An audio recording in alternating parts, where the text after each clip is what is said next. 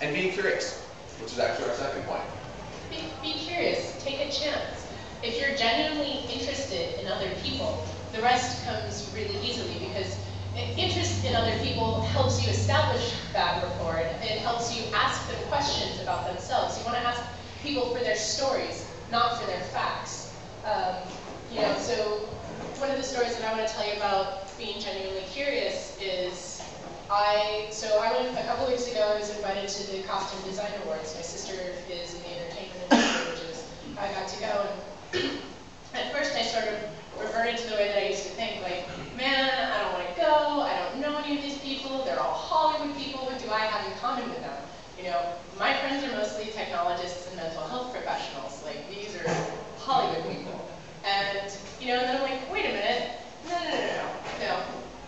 People, I think it was Emerson that said, every man I meet is in some way my superior, and in that I can learn of him. And so, I went with the intention to, what can I learn from these people that I know nothing about? And, what ended up happening is I met a gentleman who is a psychologist who's significantly further in his career than I am. And, what a coincidence. Like, he would happen to be a costume designer's husband.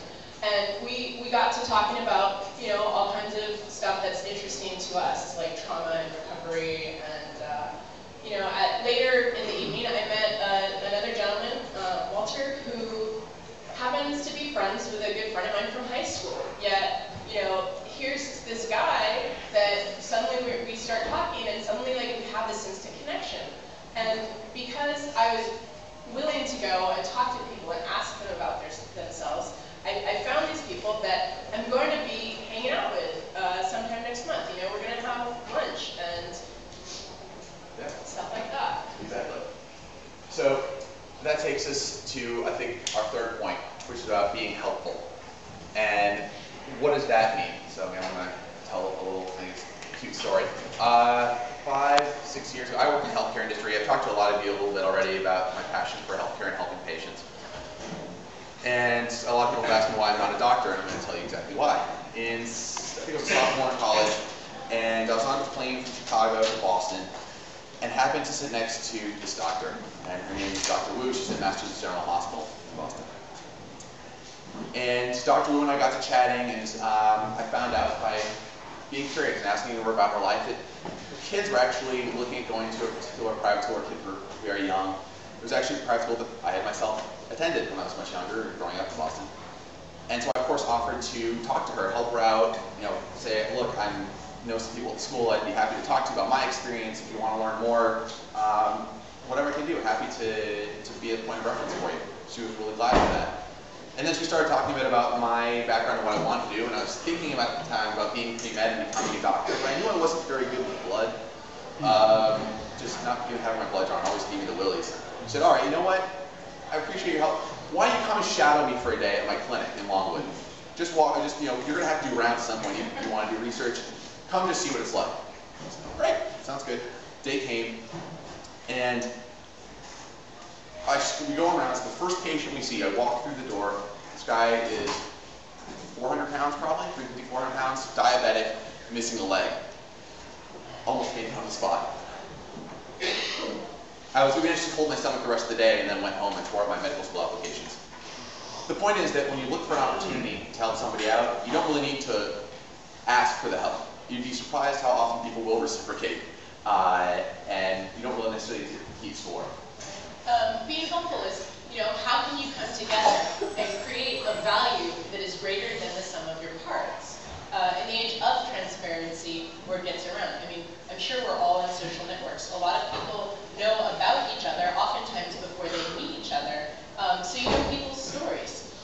So it's not necessarily an issue of how you can collect value, but how you can create value. And one of the things that I want to tell about being helpful is, so I volunteer for this nonprofit that helps adult survivors of child abuse. And I was at a meeting with Sue, the woman that runs the company, and she was talking about the things that they need help with. They need help with marketing, they need help with fundraising, they need help with putting up social networking sites. And all of this sounded really exciting. exciting to me because these are opportunities for somebody that maybe doesn't have a lot of experience like me, and I wanted to really try everything. But I also know myself well enough, and I know what I need to do to know what I can and cannot do. And so even though I want to do all of these things, the only thing I volunteered to do was help her with the social networking sites. Because if I volunteered for everything, I cannot reasonably do everything. And volunteering for things you cannot follow through on is not actually helpful. Which brings us to our next point, which is follow through. I'm pretty sure it's Woody Allen that said that 90% of success is showing up. I'm sorry, you don't have time to do this slide.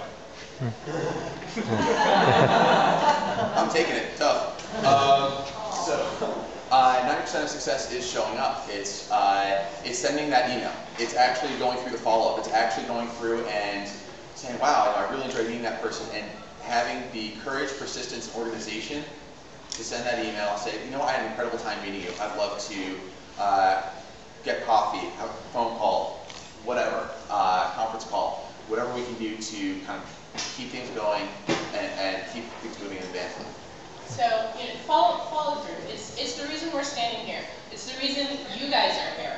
Like Todd and Bill, they had this idea and they started following through and they started talking to people and you guys started following through. And here we are, and we have a mic and we have the projector screen and everybody's here. It's about persistence. When you meet somebody, send them a follow-up email, like talking about what you guys talked about. Remember what others told you. Keep people informed. And so I want to sort of wrap this up with a story that incorporates our 4 points of being sincere, being curious, being helpful, and following through. And it's how I got to Bill. So in about 2001, I found myself at a coffee shop with a book, and it happened to be karaoke night. And which is sad. Yeah, a book, karaoke night. And I was sitting near some guys, and I started hearing part of their conversation. And so, for me, it sounded like an interesting conversation, so I took a chance. And they were talking about, what song should they sing once? Britney's Hit Me Baby One More Time, or a Depeche Mode song? And, I said to them, if you guys sing a Britney song, you have to wear a schoolgirl outfit. Started us on a conversation, and the person that I met was John Smart, who many of you know, you're friends with, or you've somehow been influenced by. And the one major mistake that I made that night was not getting his contact information. And a couple months later, I was having lunch with a friend and said, hey, have you met any new interesting people lately? And I immediately thought of John.